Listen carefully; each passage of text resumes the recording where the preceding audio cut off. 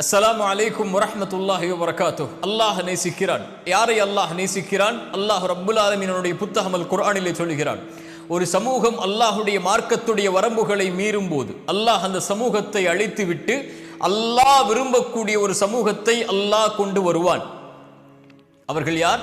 அவர்களும் அல்லாஹுவை நேசிப்பார்கள், அல்லாஹும் அவர்களை நேசிப்பான். அல்லாஹ் அவர்களை நேசிக்கிறான் என்றால் அவர்களுடைய தன்மைகள் என்ன? அல்லாஹ் குர்ஆனில் சொல்கிறான், அதில்லத்தின் அலல் முஃமினீன் வ இஸ்ஸத்தின் அலல் காஃபிரீன். அவர்கள் இறை நம்பிக்கையாளர்களோடு இரக்கத்தோடு நடந்து கொள்வார்கள், பணிவோடு நடந்து கொள்வார்கள்.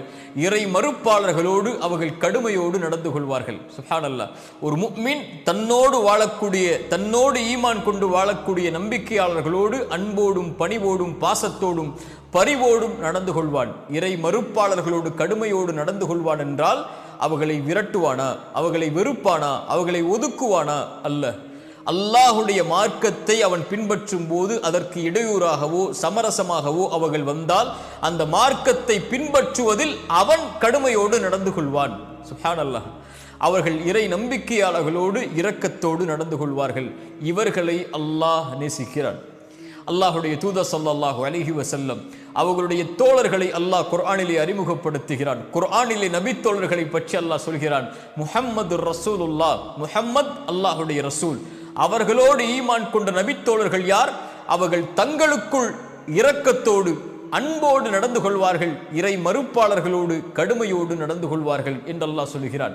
அன்சாரிகள், முஹாஜிர்கள், அவர்களுடைய வரலாறுகளை படித்து பாருங்கள். மக்காவாசிகள், மதீனாவாசிகள் அல்லாஹுடைய தூதரோடு ஈமானை ஏற்றுக்கொண்டு சிரமப்பட்டு கஷ்டப்பட்டு உயிரை இழந்து ஒரு சமூகம் அகதிகளாக மதீனாவிற்கு தஞ்சமடைகிறது. மதீனாவில் அதை வரவேற்பதற்காக முஸ்லிம்களுடைய சமூகம் தங்களுடைய இறை நம்பிக்கையாளர்களை அன்போடும் பரிவோடும் ஏற்றுக்கொள்வதற்காக காத்து கொண்டிருக்கிறது. அல்லாஹுடைய தூதர் அன்சாரிகளை பார்த்து சொன்னார்கள், முஹாஜிர்களை, மக்காவிலிருந்து ஹிஜ்ரத் செய்து வந்த தோழர்களை அரவணைத்துக் கொள்ளுங்கள் என்று.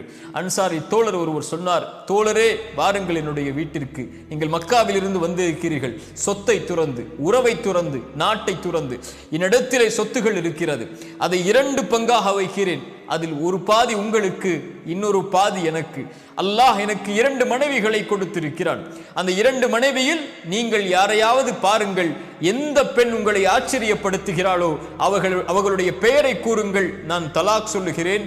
இத்தாவுடைய காலம் முடிந்ததற்கு பிறகு நீங்கள் அவர்களை திருமணம் செய்து கொள்ளலாம் என்று கூறும் அளவிற்கு அந்த அன்பையும் பரிவையும் பாசத்தையும் தூதர் கூறிய அந்த வார்த்தைக்காக அவர்கள் ஏற்றுக்கொண்ட அந்த ஈமானுக்காக அவர்கள் இழக்க தயாரானார்கள். ஆனால் தங்களுக்குள் அன்போடும் பரிவோடும் பாசத்தோடும் இரக்கத்தோடும் பணிவோடும் வாழ வேண்டிய சமூகம் இன்றைய காலத்தில் வெறுப்போடும் பகைமைகளோடும் குரோதங்களோடும் வாழ்ந்து கொண்டிருக்கக்கூடிய காட்சியை பார்க்கிறோம்.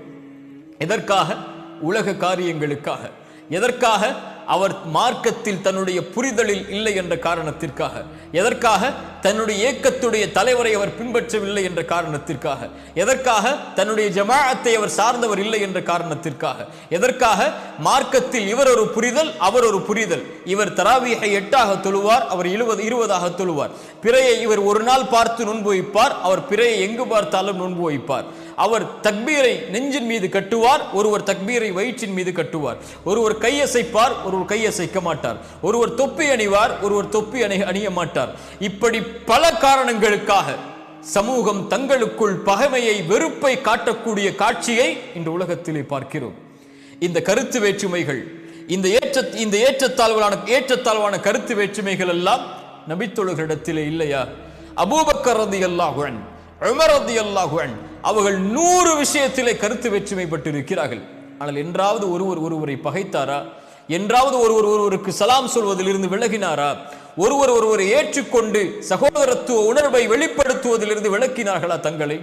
அல்லாஹுடைய தூதருடைய காலத்தில் நடந்த ஒரு நிகழ்வை சொல்கிறேன். அல்லாஹுடைய தூதர் ஸல்லல்லாஹு அலைஹி வஸல்லம் பனு குரைதாவை நோக்கி சஹாபாக்களை அனுப்புகிறார்கள். ஒரே ஒரு கட்டளை சொன்னார்கள், அஸரை நீங்கள் தொழக்கூடாது பனு குரைதாவை அடையும் வரை என்று. பனு குரைதாவை நோக்கி அந்த சமூகம் செல்லுகிறது, நபித்தோழர்கள் செல்லுகிறார்கள். செல்லக்கூடிய வழியில் அஸருடைய நேரம் வருகிறது.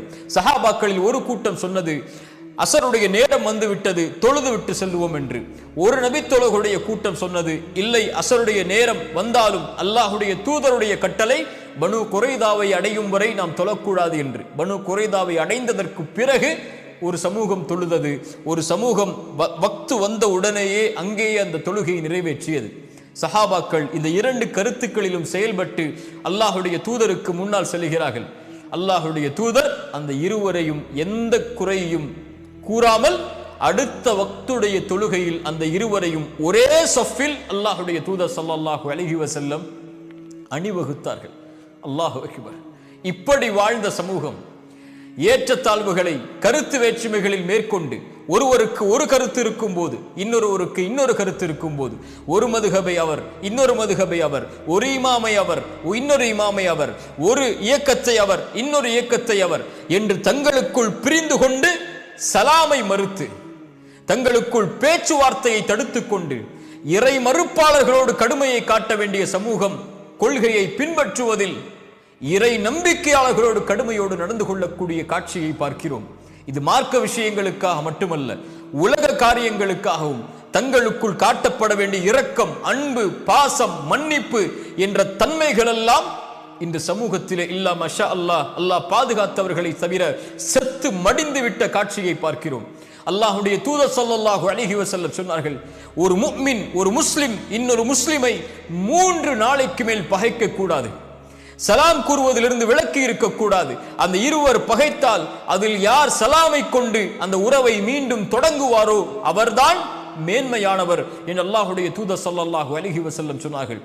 3 நாள் பேசாமல் இருந்து ஒரு முஸ்லிமை பகைத்து வாழ்ந்து அதே பகைமையோடு அவன் மரணித்தால் அவன் நரகம் செல்லுவான் என்று அல்லாஹுடைய தூதர் ஸல்லல்லாஹு அலைஹி வஸல்லம் சொன்னார்கள்.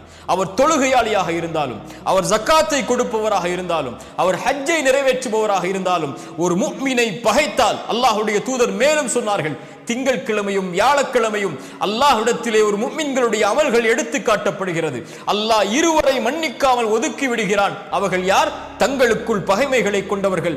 அல்லாஹ் மலக்கை சொல்லுவான், இந்த இருவரையும் ஒதுக்கி விடுங்கள் மன்னிப்பிலிருந்து, அவர்கள் தங்களுக்குள் சமாதானம் ஆகும் வரை என்று அல்லாஹ் ரப்புல் ஆலமீன் கூறுவதாக அல்லாஹ்வுடைய தூதர் ஸல்லல்லாஹு அலைஹி வஸல்லம் அவர்கள் சொன்னார்கள். அல்லாஹு அக்பர். கண்ணியத்துக்குரிய அன்பு தோழர்களே, சகோதரர்களே, சகோதரிகளே, யோசித்து பாருங்கள். இந்த சமூகம் பல காரணங்களுக்காக தங்களுக்குள் வெறுப்பை காட்டுகிறது. பல விஷயங்களுக்காக, பல நோக்கங்களுக்காக, பல குறிக்கோளுக்காக தங்களுக்குள் வெறுப்புகளையும் பகைமைகளையும் கொண்டு வெறும் வெறுப்பை விதைக்கக்கூடிய சமூகமாக மாறிக்கொண்டிருக்கிறது. ஒற்றுமை என்னும் பலமே இல்லாமல் கண்ணியத்தை இழந்து மரியாதை இழந்து ஒரு சமூகம் அழுது கொண்டிருக்கிறது. குர்ஆன் சொல்லுகிறது, அத்தீஉல்லாஹ், அல்லாஹ்வை பின்பற்றுங்கள், தூதரை பின்பற்றுங்கள், நீங்கள் பிரிந்து விடாதீர்கள். நீங்கள் பிரிந்தால் உங்களுடைய வலிமையை, உங்களுடைய கண்ணியத்தை நீங்கள் இழப்பீர்கள் என்று அல்லாஹ் சொல்கிறான். நீங்கள் பிரிந்தால் இழப்பீர்கள் என்று இன்று பிரிந்து கிடக்கிறது. எத்துணை கருத்துகள் மார்க்கத்தில் விதைக்கப்பட்டாலும், எத்துணை வேற்றுமைகள் இந்த உலக காரியத்தில் வந்தாலும், எத்துணை விஷயத்தில் இயக்கங்களாக கூட்டங்களாக நாம் பிரிந்திருந்தாலும், தலைமைத்துவத்தில் இமாம்களுடைய அடிப்படையில், மதுஹபுகளுடைய அடிப்படையில், இன்னும் இயக்கங்களுடைய வரையறைகளின் அடிப்படையில் பிரிந்திருந்தாலும் எம்மை ஒன்று சேர்ப்பதற்கு அஷ்ஹது அல்லா இலாஹ இல்லல்லாஹ், அஷ்ஹது அன்ன முஹம்மது ரசூலுல்லாஹ் என்ற வார்த்தை போதுமானதாக இல்லையா? என் தோழர்களே, என் தோழிகளே, யோசித்து பாருங்கள். முஃமின்கள் தங்களுக்குள் இரக்கத்தோடு நடந்து கொள்வார்கள். வஅ்தஸிமு பிஹப்லில்லாஹி ஜமீஅன் வலா தஃபர்ரகு. அல்லாஹ்வுடைய கயிற்றை உறுதியாக பலமாக பற்றி பிடித்துக் கொள்ளுங்கள், பிரிந்து விடாதீர்கள். நீங்கள் எதிரிகளாக, பகைவர்களாக உங்களுக்குள் வாழ்ந்து கொண்டிருந்தீர்கள். அல்லாஹ் உங்களை ஒன்றிணைத்தான், உங்களுடைய உள்ளங்களை. அவனுடைய அருளால் நீங்கள் சகோதரர்களாக மாறினீர்கள் என்று குர்ஆன் சொல்லுகிறது.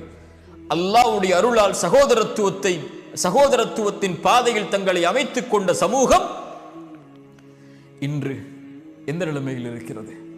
அல்லாஹ் சீரமைப்பானாக. முஃமின்கள் தங்களுக்குள் இரக்கத்தோடு நடந்து கொள்வார்கள்.